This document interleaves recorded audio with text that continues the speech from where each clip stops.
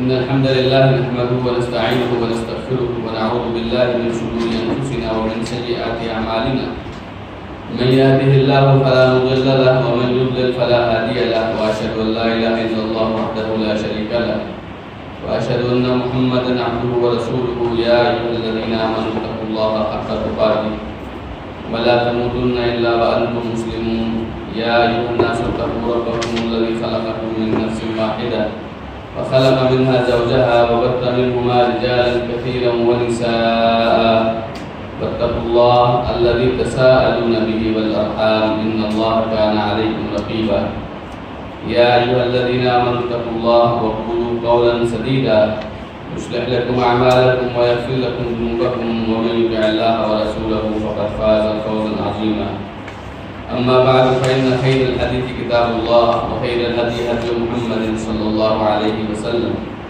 وشر الأمور محدثاتها وكل محدثة بدعة وكل بدعة ضلالة والضلالة في النار اللهم صل على محمد وعلى آل محمد كما صليت على إبراهيم وعلى آل إبراهيم إنك حميد مجيد اللهم بارك على محمد وعلى آل محمد كما باركت على إبراهيم وعلى آل إبراهيم إنك حميد مجيد رب اشرح لي صدري ويسر لي أمري واحلل عقدة من لساني يفقهوا قولي رب زدني علما.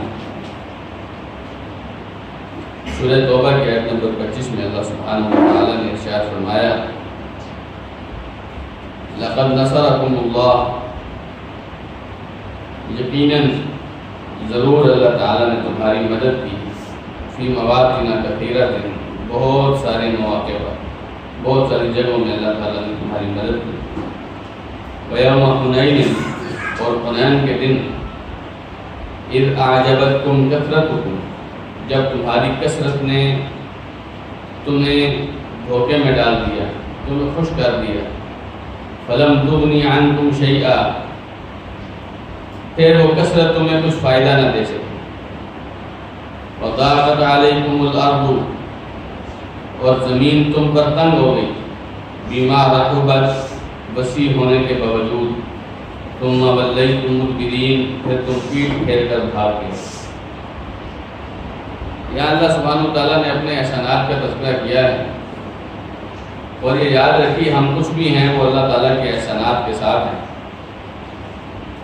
حتیٰ کہ نبی کریم صلی اللہ علیہ وسلم فرمایا کرتے تھے اللہم لولا انت ما اهتدینا ولا صدقنا ولا صلینا، اللہ اگر تو نہ ہوتا تو ہم ہدایت نہ پاتے. یہ اللہ کی توفیق ہے کہ اللہ نے ہمیں ہدایت دی.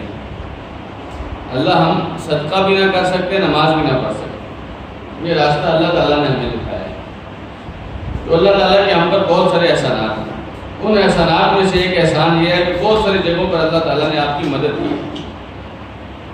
قرآن کریم میں بہت ساری جگہوں کا تذکرہ بھی ہے، جیسے اللہ سبحانہ وتعالیٰ نے فرمایا وَلَقَدْ نَصَرَكُمُ اللَّهُ بِبَدْرٍ وَأَنْتُمْ أَذِلَّةٌ، اللہ تعالیٰ نے یقیناً تمہاری مدد کی بدر کے میدان میں، جب تم کمزور تھے، جب تم دبے ہوئے تھے، تب اللہ تعالیٰ نے تمہاری مدد کی. ایک اور مقام پہ فرمایا وَلَقَدْ صَدَقَكُمُ اللَّهُ وَعْدَهُ إِذْ تَحُسُّونَهُم بِإِذْنِهِ، اللہ تعالیٰ نے تم سے اپنا وعدہ پورا کیا جب تم اپنے اللہ کے حکم کو محسوس کر رہے تھے. حتیٰ اذا فشلتم وتنازعتم فی الامر وعصیتم، جب تمہارے پاؤں اکھڑ گئے تھے، تم نے معاملات میں اختلاف کرنا شروع کر دیا تھا، تم نے رسول اللہ کی نافرمانی کی. اور کے میدان میں جب رسول اکرم صلی اللہ علیہ وسلم نے فرمایا تھا کہ 50 تیر اندازوں سے کہ یہاں سے اس وقت تک نہیں اترنا جب تک میں تمہیں کہہ نہ دوں، تو پہلے اتر گئے تھے. اللہ سبحانہ وتعالیٰ نے اس وقت کے احسان کا بھی ذکر کیا. ایک مقام پر فرمایا یا ایھا الذین آمنوا اذکروا نعمت اللہ علیکم اذ جاءتکم جنود فارسلنا علیہم ریحا وجنودا لم تروها، اے اہل ایمان اللہ تعالیٰ کی نعمت کو یاد کرو جب تم پر ساری فوجیں امٹ آئی تھی، سارے لشکر تم پر حملہ آور ہو گئے تھے. یہ غزوہ احزاب کی بات ہے، جب مختلف فوجیں، مختلف قبیلے، یہودی اور مشرک سارے مل کے رسول اکرم صلی اللہ علیہ وسلم کے خلاف، مدینے کے خلاف جمع ہو گئے تھے. تب ان کے اوپر اللہ تعالیٰ نے ہوا بھیجی، اس ہوا سے ان کے خیمے اکھڑ گئے، اس ہوا سے ان کی ہنڈیاں وہ الٹ گئیں، اور اسی طرح اللہ سبحانہ تعالیٰ نے فوجی اپنی بھیجی، مراد اللہ تعالیٰ نے فرشتے بھیجے، لم تروا فرمایا تم نے ان فرشتوں کو دیکھا تک نہیں تھا، وکان اللہ بما تعملون بصیرا، اللہ تعالیٰ تمہارے سارے اعمال کو دیکھ رہا ہے۔ اسی طرح اللہ سبحانہ تعالیٰ نے سورہ فتح کے اندر صلح حدیبیہ کا تذکرہ کیا، انا فتحنا لک فتحا مبینا، ہم نے آپ کو بڑی واضح فتح عنایت فرمائی ہے۔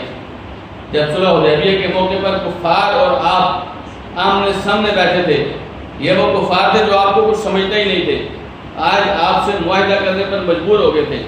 یہ بہت بڑی فتح تھی مسلمانوں کی، اور یہ کب ممکن ہوئی؟ جب اللہ سبحانہ و تعالیٰ نے مدد کی۔ اسی طرح وہ مکہ، جس مکے سے کفار نے نبی کریم صلی اللہ علیہ وسلم کو نکالا تھا، اس مکے کی بابت فرمایا اللہ سبحانہ و تعالیٰ نے، اذا جاء نصر اللہ والفتح ورأیت الناس يدخلون فی دین اللہ افواجا، جب اللہ کی مدد آ جائے اور فتح آ جائے تمہارے پاس، اور تم دیکھو کہ لوگ گروہ در گروہ، فوج در فوج اللہ کے دین میں داخل ہو رہے ہیں، تو یہ مدد بھی جو مکہ فتح ہوا تھا، جس مکے سے رسول اکرم صلی اللہ علیہ وسلم اور آپ کے صحابہ کو نکالا گیا تھا، آج اس مکے کے اوپر قبضہ محمد رسول اللہ صلی اللہ علیہ وسلم کا۔ تو یہ اللہ سبحانہ و تعالیٰ کے تھوڑے احسانات نہیں تھے، لیکن اللہ نے ایک خاص احسان یاد کرایا، بیوم حنین، حنین کے دن کا احسان۔ حنین ایک وادی کا نام ہے جہاں مسلمانوں اور کافروں کی آپس میں لڑائی ہوئی تھی۔ بنو حوازن اور بنو ثقیف اور کچھ دیگر قبائل، انہوں نے یہ طے کیا کہ مکے کے لوگ بھی نبی کریم صلی اللہ علیہ وسلم کے سامنے سرنگو ہو گئے ہیں، نبی علیہ السلام کے سامنے زیر ہو گئے ہیں، تو اب ہمارے لیے ضروری ہے کہ سب لوگ مل کر اتفاق کر کے محمد رسول اللہ صلی اللہ علیہ وسلم کا، آپ کے دین کا خاتمہ کیا جائے۔ اب ان سارے جتنے قبیلے باقی بچے تھے، انہوں نے سب نے مل کر ایک فوج تیار کی، اور اس فوج میں انہوں نے کیا کیا کہ اپنی عورتوں اور بچوں کو بھی ساتھ لیا۔ ان کی غرض یہ تھی کہ جب ہم میدان میں اگر شکست کا کوئی سامنا کرنا پڑ گیا اور میدان سے ہمیں بھاگنا پڑ گیا، تو ہمارے پیچھے جب عورتیں ہوں گی، ان عورتوں کی خاطر ہم پھر لڑیں گے، ان بچوں کی خاطر پھر لڑیں گے، ہم کبھی بھی نبی کریم صلی اللہ علیہ وسلم کے سامنے ہار نہیں مانیں گے۔ اس غرض سے حنین کے دن معرکہ آرائی ہوئی۔ نبی کریم صلی اللہ علیہ وسلم اپنے ساتھ 10,000 ان صحابہ کرام کو لے کے گئے، جن صحابہ کرام نے فتح مکہ میں شرکت کی تھی۔ اب مکہ چونکہ فتح ہو گیا تھا، سارے لوگ نبی کریم صلی اللہ علیہ وسلم کی رعایا بن گئے تھے، تو مکے سے بھی 2,000 لوگ، وہ کچھ مسلمان ہو گئے تھے اور کچھ ابھی مسلمان نہیں ہوئے تھے، مشرک تھے، وہ بھی نبی کریم صلی اللہ علیہ وسلم کے ساتھ لڑنے کے لیے چلے گئے، اور حنین کی لڑائی۔ یہاں ایک مسئلہ یہ ہوا، اللہ سبحانہ تعالیٰ نے ذکر کیا اس کا، فَمَا إِذْ أَعْجَبَتْكُمْ كَثْرَتُكُمْ، جب تمہاری کثرت نے تمہیں خوش کر دیا، دھوکے میں ڈال دیا۔ مسلمانوں نے سمجھا کہ ہم بہت زیادہ ہیں، 4,000 کے قریب کافر تھے اور 12,000 کے قریب مسلمانوں کا لشکر تھا، تو وہ مسلمان جو 313 ہو کر ہزاروں کے مقابلے میں لڑ جاتے تھے، وہ مسلمان جو تھوڑے ہو کر زیادہ سے ٹکرا جاتے تھے، اب ان مسلمانوں کے سامنے 4,000 کی تھوڑی سی تعداد اور خود مسلمانوں کی تعداد 12,000 ہے، انہیں عجیب سی حیرت ہوئی، خوشگوار حیرت ہوئی، اور اب انہوں نے اپنے طور پر یہ سمجھا، ہم تو جب تھوڑے تھے تو اتنا مقابلہ کر لیتے تھے، اب تو بہت زیادہ ہیں، اب تو ہمیں کوئی ہرا ہی نہیں سکتا۔ اب اللہ سبحانہ و تعالیٰ کو مسلمانوں کا یہ گھمنڈ پسند نہیں آیا، اور یہ سب مسلمانوں کا نہیں تھا، کچھ جو نئے لوگ تھے مسلمان ہونے والے، انہیں ابھی اللہ کے ساتھ توکل اور یقین اور اللہ کی مدد اور نصرت کی وہ باتیں تو نہیں پتہ تھی جو قرآن صحابہ کرام نے بدر اور احد میں دیکھی ہوئی تھی۔ تو اب ان لوگوں نے، ان میں سے کچھ لوگوں نے یہ اپنے طور پر بڑی بات کر دی کہ ہم بہت زیادہ ہیں، ہمیں کون ہرا سکتا ہے۔ اللہ سبحانہ و تعالیٰ نے انہیں وہ وقت یاد کرا دیا کہ تم لوگ طاقت کی بل بوتے پہ نہیں لڑتے ہو۔ یاد رکھیے، مسلمان اور کافر کبھی بھی طاقت کے بل بوتے پہ نہیں لڑتے، مسلمان تو اللہ کی مدد اور نصرت کے ساتھ لڑتے ہیں۔ آپ کے پاس بہت کچھ ہو، اگر اللہ کی مدد نہیں ہے تو آپ کچھ نہیں کر سکتے۔ دیکھیے وہ دریا، جس دریا میں موسیٰ علیہ السلام کو بچپن میں ڈالا گیا تھا، تھے موسیٰ علیہ السلام، اس وقت دریا میں ڈالا گیا تھا. کیا دریا نے موسیٰ علیہ السلام کو نقصان پہنچایا؟ جانتے ہیں فرعون نے اس دریا کے بارے میں کیا کہا؟ ایک مقام پہ اللہ سبحانہ وتعالیٰ نے ذکر کیا، کہنے لگا کہ الیس لی ملک مصر وہذہ الانہار تجری من تحتی. فرعون کہنے لگا لوگوں یہ مصر سارا اس کی بادشاہت میرے پاس ہے، یہ جو دریا ہیں یہ میرے حکم سے چلتے ہیں، یہ دریا میرے حکم سے چلتے ہیں. فرعون کو یہ گھمنڈ تھا. اور موسیٰ علیہ السلام کی والدہ نے، ان کے پاس کوئی طاقت نہیں تھی، کوئی اسلحہ نہیں تھا، کوئی بڑا پن نہیں تھا. اللہ سبحانہ و تعالیٰ کے حکم سے اللہ پر توکل کر کے انہوں نے اپنے دودھ پیتے بچے کو دریا میں ڈالا. وہ دریا جس کے بارے میں فرعون کو گمان تھا کہ میرا دریا ہے، اس دریا نے فرعون کے دشمن موسیٰ علیہ السلام کو کوئی نقصان نہیں کیا. اور پھر جب موسیٰ علیہ السلام اس دریا کو پار کر گئے تھے، اسی دریا میں اللہ تعالیٰ نے اسی فرعون کو ڈبو دیا تھا. اس کا کیا مطلب ہے؟ مسلمان کبھی بھی اپنی طاقت کی بنیاد پر نہیں جیتتے، اور کبھی بھی اللہ سبحانہ و تعالیٰ کی طرف سے مسلمانوں کی طاقت کی وجہ سے کافروں کو شکست نہیں ہوتی. یہ اللہ کی مدد ہوتی ہے. کم من فیۃ قلیلۃ غلبت فیۃ کثیرۃ باذن اللہ. کتنے لشکر ہوتے ہیں، تعداد میں بہت تھوڑے سے ہوتے ہیں، لیکن اللہ کا حکم اور اللہ کی مدد شامل ہوتی ہے، بڑے بڑے لشکروں کو ہرا لیتے ہیں. یہ اللہ سبحانہ و تعالیٰ کی مدد ہوتی ہے. تو ایسے مت سمجھیے، کبھی بھی آپ اپنی زندگی میں یہ موقع نہ لائیے آپ کو یہ گھمنڈ ہو کہ پہلے تو میں کچھ نہیں تھا تو میں نے اتنا کچھ کر لیا، اب تو میں بہت ہو گیا ہوں. اللہ سبحانہ و تعالیٰ کو ایسی چیزیں پسند نہیں ہیں. آپ اندازہ کیجئے رسول اکرم صلی اللہ علیہ وسلم کے ساتھیوں میں سے کچھ لوگوں نے جو ابھی تک ایمان اور عقیدے اور توکل کے ساتھ صحیح راسخ نہیں ہوئے تھے، انہوں نے ایسی بات کر دی. فرمایا اللہ سبحانہ و تعالیٰ نے فلم تغنی عنکم شیئا، تمہیں کوئی کثرت تمہارے کسی کام نہیں، کسی کام نہیں آئی وہ کثرت. ایک طرف 4000 کافر تھے، ایک طرف 12000 مسلمان تھے، لیکن اللہ سبحانہ و تعالیٰ نے آن کی آن میں مسلمانوں کو بھاگنے پر مجبور کر دیا. ایسا نہیں تھا کہ کافروں کے پاس بہت کچھ تھا، بس آج اللہ سبحانہ و تعالیٰ نے مسلمانوں کو یہ سبق دیا تھا کہ تمہاری لڑائیاں اسلحے اور طاقت کی بنیاد پر نہیں ہوتی، تمہاری فتح اور نصرتیں ایسے نہیں ملتی، یہ اللہ تعالیٰ کی طرف سے آتی ہیں. مسلمانوں نے دیکھا اللہ سبحانہ و تعالیٰ نے فرمایا وَضَاقَتْ عَلَيْكُمُ الْأَرْضُ بِمَا رَحُبَتْ. زمین میری بہت وسیع تھی لیکن تم پر تنگ ہو گئی تھی، سمجھ نہیں آ رہا تھا ہم کدھر بھاگے، سمجھ نہیں آ رہا تھا ہم کدھر بھاگے جائیں. یہ جو حنین کی لڑائی میں کافر تھے یہ بڑے تیر انداز لوگ تھے. انہوں نے ایسے ایسے تیر چلائے، مسلمان اچانک جس حملے کی توقع ہی نہیں کرتے تھے وہ حملہ ان کے اوپر کیا اور مسلمان تتر بتر ہو گئے. اس حوالے سے صحیح مسلم میں سیدنا عباس رضی اللہ عنہ کی ایک حدیث ہے، میں چاہتا ہوں آپ تفصیلاً اس حدیث کو سنیے. اور یہ جو اللہ سبحانہ و تعالیٰ نے ذکر کیا حنین کا خاص طور پہ واقعہ اور اپنے احسان کو یاد کرایا، اس لیے کہ آپ کو مجھے پتہ چلے کہ کبھی بھی آپ کی کامیابیاں آپ کی صلاحیتوں کی وجہ سے نہیں مل رہی ہیں، اللہ کی مدد سے مل رہی ہیں. اس واقعے کو سنیے. سیدنا عباس رضی اللہ عنہ کہتے ہیں شہدت مع رسول اللہ صلی اللہ علیہ وسلم یوم حنین، میں رسول اکرم صلی اللہ علیہ وسلم کا ساتھ تھا حنین کے دن. فلزمت انا وابو سفیان بن حارث بن عبد المطلب رسول اللہ صلی اللہ علیہ وسلم. میں اور میرے ساتھ ایک بھتیجا تھا میرا ابو سفیان ابن الحارث. یہ وہ ابو سفیان ابن حرب نہیں ہے جو مشہور ہیں، یہ رسول اکرم صلی اللہ علیہ وسلم کے چچا حارث کا بیٹا تھا ابو سفیان. کہتے ہیں میں اور ابو سفیان ہم دونوں ساتھ تھے. نبی کریم صلی اللہ علیہ وسلم کو ہم دونوں نے چھوڑا نہیں تھا. ورسول اللہ صلی اللہ علیہ وسلم علی بغلۃ لہ بیضاء اہداها له فربہ بن نفاح الجذامی. میں رسول اکرم صلی اللہ علیہ وسلم کے ساتھ تھا. آپ علیہ السلام ایک خچر پر تھے، سفید رنگ کا خچر تھا جو فربہ ابن نفاح الجذامی نے آپ کو ہدیہ کیا تھا.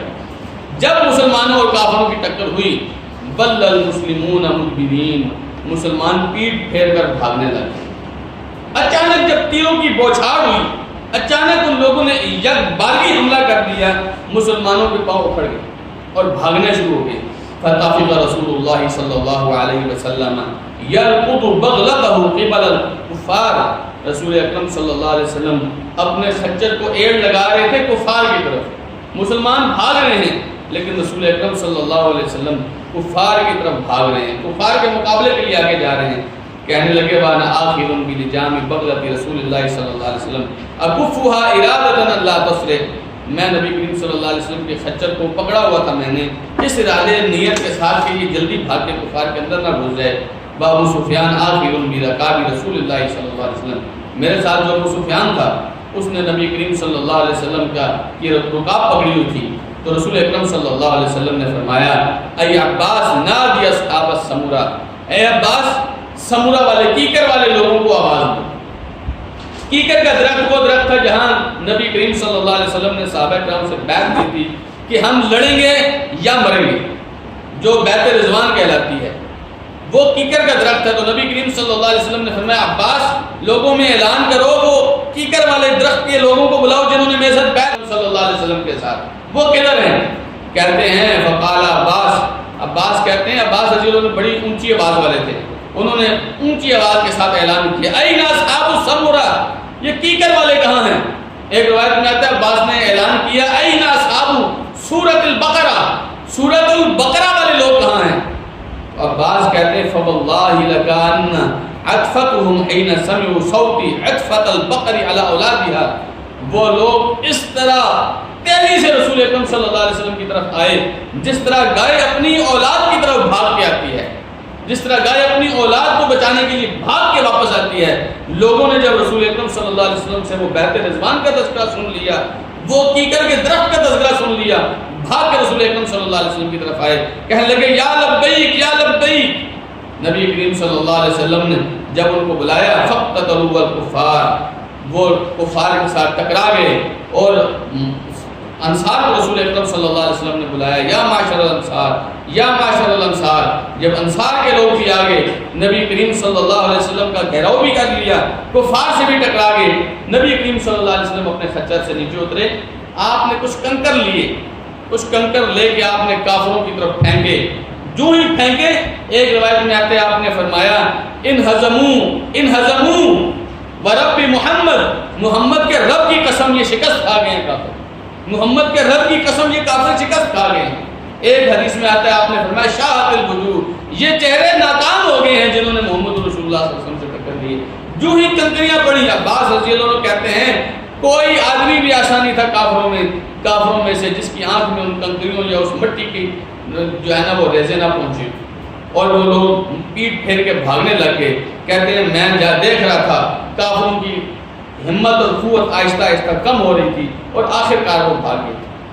یہ وہ حدیث ہے جس سے پتہ چلتا ہے کہ نبی کریم صلی اللہ علیہ وسلم کے صحابہ نے، نبی کریم صلی اللہ علیہ وسلم کے ساتھ آنے والوں نے اچانک کفار کا حملہ دیکھ کر تتر بتر ہو گئے تھے، بکھر گئے تھے۔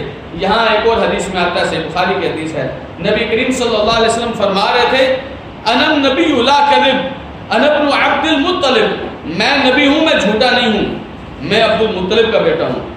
اپنے دادا کی طرف نسبت کی، دادا ان کی شجاعت اور بہادری میں بڑے مشہور تھے۔ آپ نے فرمایا میں عبد المطلب کا بیٹا ہوں، میں بھاگنے والا نہیں ہوں۔ اور عباس رضی اللہ عنہ کی اس حدیث سے پتہ چلتا ہے جب مسلمان سارے بکھر گئے تھے، کچھ مسلمان، عباس رضی اللہ عنہ کہتے ہیں 100 کے قریب کچھ مسلمان تھے جو رسول اکرم صلی اللہ علیہ وسلم کے ساتھ رہے تھے، اس میں ابو بکر اور عمر بھی تھے۔ کچھ مسلمان ایسے تھے جو نبی علیہ السلام کے ساتھ رہے تھے۔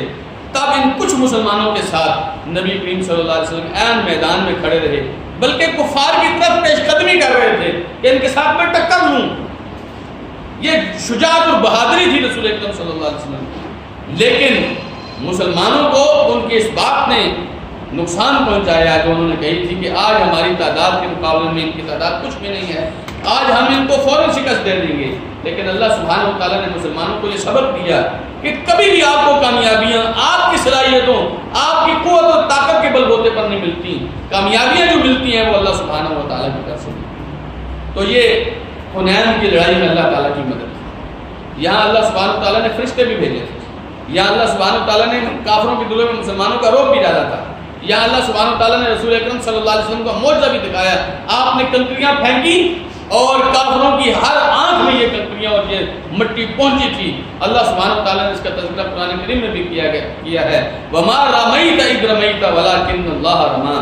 اے محمد صلی اللہ علیہ وسلم جب آپ نے کنکریاں پھینکی تھیں تو اصل میں آپ نے نہیں پھینکی تھیں، یہ اللہ تھا جس نے کنکریاں پھینکی تھیں۔ یعنی ان کنکریوں میں یہ ہمت اور یہ نقصان جو ان کافروں کو ان کنکریوں کی وجہ سے پہنچا تھا وہ آپ کے پھینکنے کی وجہ سے نہیں، یہ اللہ تعالیٰ نے یہ ڈالا تھا ان کے اندر طاقت، تب پہنچا تھا۔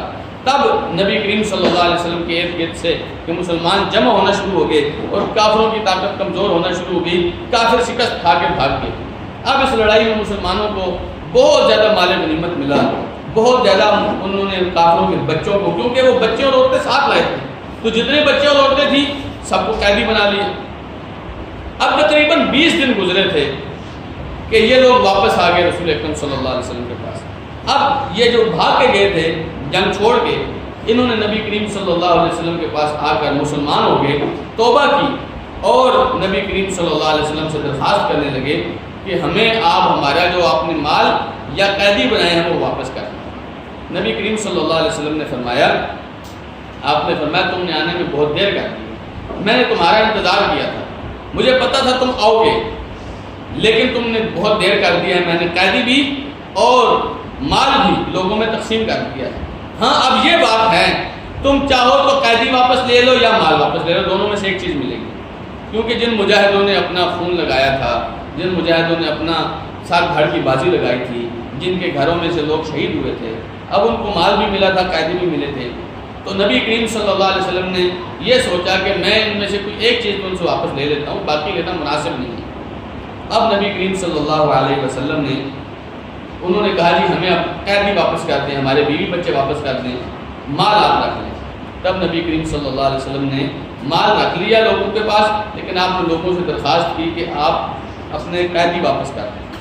کچھ لوگوں نے، بعض حدیث میں آتا ہے، قیدی دینے سے انکار کر دیا کہ ہمارے پاس تو قیدی آیا ہے، تو نبی کریم صلی اللہ علیہ وسلم نے یہ فرمایا کہ تمہیں بعد میں کوئی قیدی آئے گا تمہیں دے دوں گا، یہ جو مسلمان ہو کے آئے ہیں لوگ ان کو دینے دوں۔ انہوں نے لی۔ صحیح بخاری میں یہ روایت آتی ہے، میں آپ کو یہ پڑھ کے سناتا ہوں۔ عروہ ابن زبیر کہتے ہیں کہ مسور ابن مخرمہ اور مروان رضی اللہ عنہما نے یہ حدیث بیان کی، جب حوازن کا وفد مسلمان ہو کے آیا تو انہوں نے اللہ کے رسول صلی اللہ علیہ وسلم سے درخواست کی کہ آپ ہمیں ہمارا مال اور جو ہمارے قیدی بنائے ہیں وہ واپس کر دیں۔ نبی کریم صلی اللہ علیہ وسلم نے فرمایا معی من ترون وحب الحدیث الی اصدقی، آپ نے فرمایا یہ لوگ میرے ساتھ جو ہیں وہ تمہیں نظر آ رہے ہیں۔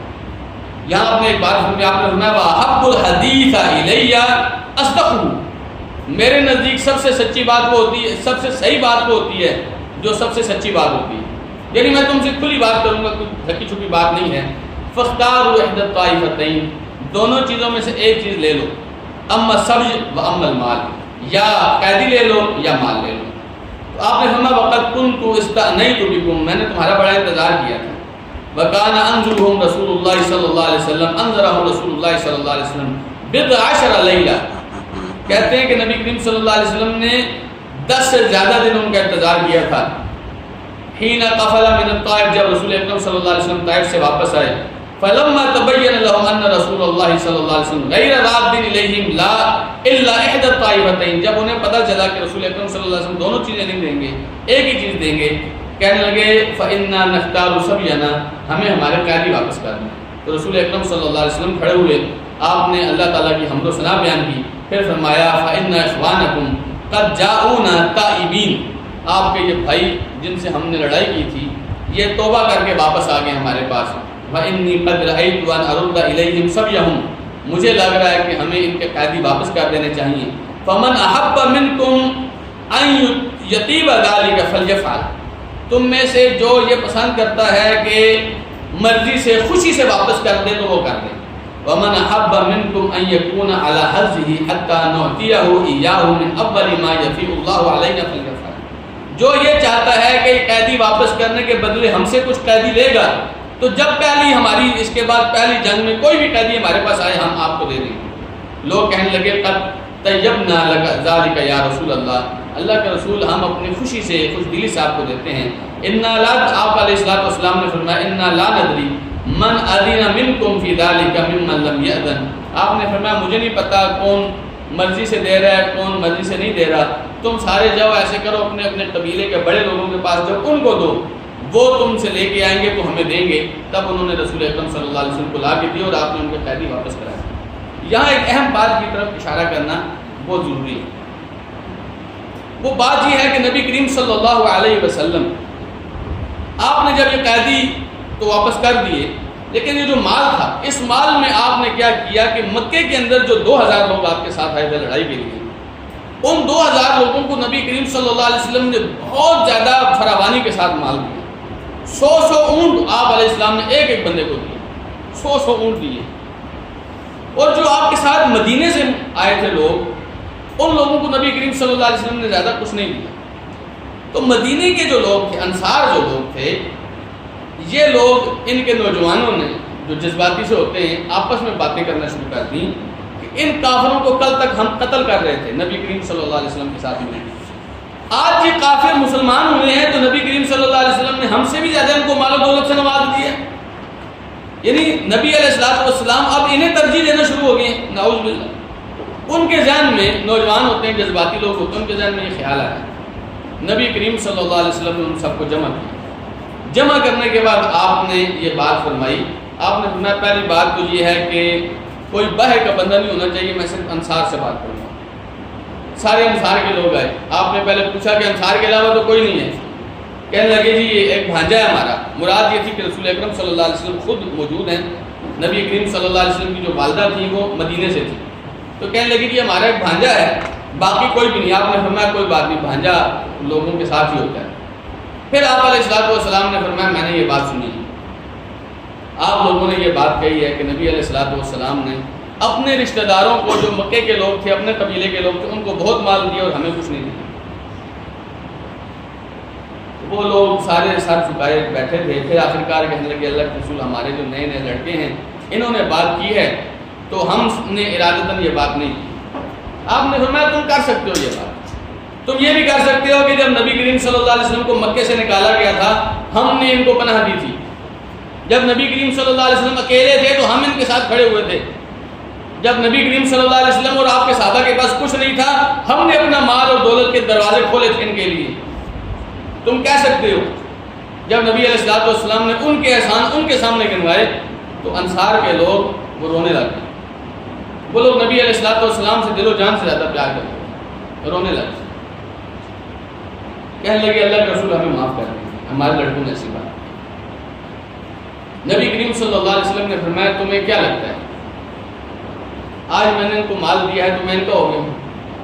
آپ علیہ الصلوۃ والسلام نے انصار کے ساتھ وعدہ کیا تھا کہ انصار کے لوگوں اب جینا ہے تو تمہارے ساتھ، مرنا ہے تو تمہارے ساتھ۔ آپ نے فرمایا اگر انصار ایک وادی میں جائیں گے اور ساری دنیا دوسری وادی میں جائے گی تو میں انصار کی وادی میں جاؤں گا۔ ان لوگوں نے کہا رسول اکرم صلی اللہ علیہ وسلم کا ساتھ دیا تھا۔ آپ نے فرمایا انصار کے لوگوں کیا تم اس بات پر راضی نہیں ہو کہ لوگ مال لے کے جائیں، لوگ اونٹ اور بکریاں لے کے جائیں، جب یہاں سے واپس جائیں گے 7 اونٹ لے کے جائیں گے، بکریاں لے کے جائیں گے، لیکن جب انصار واپس جائیں گے اپنے علاقے میں مدینے میں تو انصار اپنے ساتھ محمد رسول اللہ کو لے کے جائیں گے صلی اللہ علیہ وسلم، کیا تم اس بات پر راضی نہیں ہو؟ تو سارے انصار کہنے لگے اللہ کے رسول ہم اس بات پر راضی ہیں۔ تو کبھی کبھی ایسے ہوتا ہے کہ مجھے اور آپ کو مال اور دولت سے زیادہ رسول اکرم صلی اللہ علیہ وسلم کو ترجیح دینی ہوتی ہے۔ تو یہ وہ واقعہ اللہ سبحانہ و تعالیٰ نے جس کی طرف اشارہ کیا کہ حنین کے دن جب تمہارے اوپر زمین وسیع ہونے کے باوجود تنگ ہو گئی تھی، تم پیٹ پھیر کر بھاگ رہے تھے، تب اللہ سبحانہ و تعالیٰ نے تمہاری مدد کی تھی، اس دن کو یاد کرو۔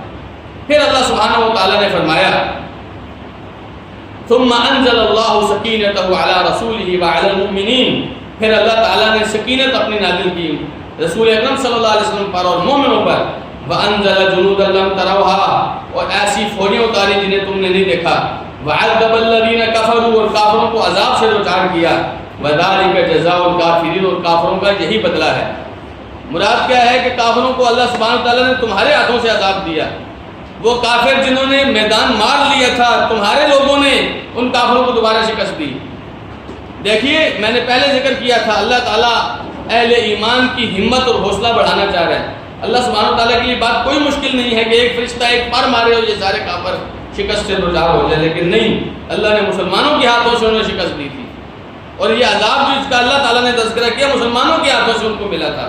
تو اللہ سبحانہ و تعالیٰ اہل ایمان کو آزماتا بھی ہے اور ان کے حوصلوں کو بلند بھی کرتا ہے۔ پھر اللہ سبحانہ و تعالیٰ نے فرمایا ثم یتوب اللہ من بعد ذلک، پھر اللہ تعالیٰ اس کے بعد توبہ قبول کر لیتا ہے علی من یشاء، جس کی وہ چاہتا ہے۔ واللہ غفور رحیم، اور اللہ سبحانہ و تعالیٰ بڑی مغفرت والا، بڑے رحم والا۔ اس کے بعد یعنی کہ جب لوگ حوازن کے لوگ مسلمان ہو کر آئے، انہوں نے توبہ کر لی، اب ایسا نہیں کہ اب بھی وہ تمہارے دشمن ہیں، اب وہ تمہارے دوست ہو گئے ہیں، اللہ سبحانہ و تعالیٰ نے ان کی توبہ قبول کر دی۔ بعض مفسرین کے مطابق اس توبہ کا تعلق ان لوگوں سے ہے جن لوگوں نے اچانک میدان چھوڑ کے تتر بتر ہو گئے تھے، بکھر گئے تھے، منتشر ہو گئے تھے۔ چاہیے تو یہ تھا کہ ان اللہ یحب الذین یقاتلون فی سبیلہ صفا کأنہم بنیان مرصوص، اللہ تعالیٰ ان لوگوں کو پسند کرتا ہے جو اس کے راستے میں جڑ کے صف بنا کر سیسا پلائی دیوار بن کر لڑتے ہیں۔ لیکن آج دشمن کے تیروں کی وجہ سے یہ بکھر گئے تھے، یہ بکھرنے والے، میدان چھوڑ کے ہٹنے والے اللہ سبحانہ تعالیٰ کو پسند نہیں، لیکن اللہ تعالیٰ جانتا ہے کہ ان کو توقع ہی نہیں تھی اس بات کی، اس لیے اللہ سبحانہ تعالیٰ نے ان کی توبہ دوبارہ قبول کر لی۔ اب جو لوگ گئے تھے نبی علیہ السلام کو چھوڑ کر، اب ان لوگوں کو تانا کوئی نہیں دے گا، ان لوگوں کے خلاف کوئی بات نہیں کرے گا۔ اللہ سبحانہ تعالیٰ نے ان کی توبہ قبول کر لی، اور یہ بات یاد رکھیے اللہ سبحانہ تعالیٰ بڑا بخشنے والا، بڑا رحم کرنے والا ہے۔ اللہ سبحانہ و تعالیٰ نے توفیق دی تو اس کے بعد ہم مزید سورۃ توبہ کی آیات کو پڑھیں گے۔ حنین کے غزوے کی یہ بات آپ یاد رکھیے، اس میں سب سے اہم جو سبق ہمیں ملتا ہے کہ ہمیشہ اللہ سبحانہ و تعالیٰ کی طاقت اور قوت کے ساتھ، اللہ کی مدد اور نصرت کے ساتھ مسلمان جیتتے ہیں۔ مسلمانوں کو کبھی بھی اپنے اسلحے، اپنی طاقت، اپنے ایٹم بموں، اپنے میزائلوں، اپنی کثرت پر بھروسہ نہیں ہوتا۔ جو بھی جب بھی کثرت پر بھروسہ کرتا ہے اور اللہ کو چھوڑ دیتا ہے، اللہ سبحانہ و تعالیٰ اسے اس کی کثرت کے حوالے کرتا ہے، اور پھر جو ہوتا ہے وہ آپ نے دیکھ لیا۔ حتیٰ کہ محمد رسول اللہ صلی اللہ علیہ وسلم کا لشکر تھا، لیکن اللہ سبحانہ و تعالیٰ نے ہمیں بھی سبق سکھایا ہے، جب اس پاکیزہ لشکر کے تکبر میں آ جاتے ہیں، تو اگر آج میں اور آپ تکبر میں آ جائیں یہ کہہ کر کہ ہم بہت اچھا کر لیتے ہیں، ہم سے اچھا کون کر سکتا ہے، تو اللہ سبحانہ وتعالیٰ کی نصرت اور مدد کے انتظار چھوڑ دیں گے، پھر ہمارے ساتھ بھی یہی ہوگا۔ اللہ تعالیٰ مجھے آپ کو سوچنے، سمجھنے اور عمل کرنے کی توفیق عطا فرمائے۔ جزاکم اللہ خیر، وآخر دعوانا